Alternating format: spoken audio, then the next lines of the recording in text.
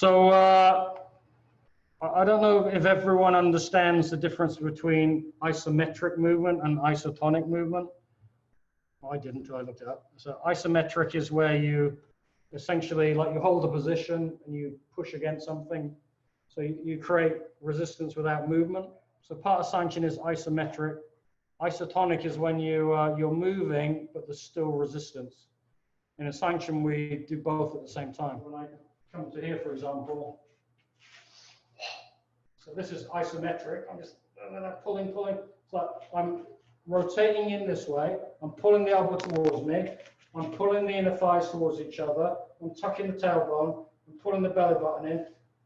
I'm pulling my chin back. Everything's like, I'm working so hard just standing there. So it's an isometric movement.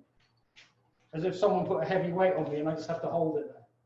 I'm not moving it. For example, I remember doing many demonstrations with my teacher, like at seminars and things, and I'd be like this, and suddenly you start explaining things, and you're like starting to drip with sweat here. So then when I start the movement, now this is moving, this is isotonic with tension, but this side is isometric. In other words, as I pull this hand, I'm still pulling and turning this hand at the same time. It's just not moving. It's as if I went like that. I pull, and I keep pulling, but it's not moving anymore. Can you see that? It's like it's starting to shake a little bit. It's that feeling. I don't just relax. This one pulls. This is pulling. So I've got this isotonic here, isometric there.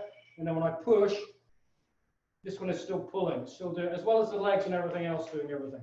So that's why Sanchin can be mentally quite tiring, because there is no time when you just relax, not concentrating from the feet to the head, to the toes, to the fingers. Everything is focused. The breathing, the gait, everything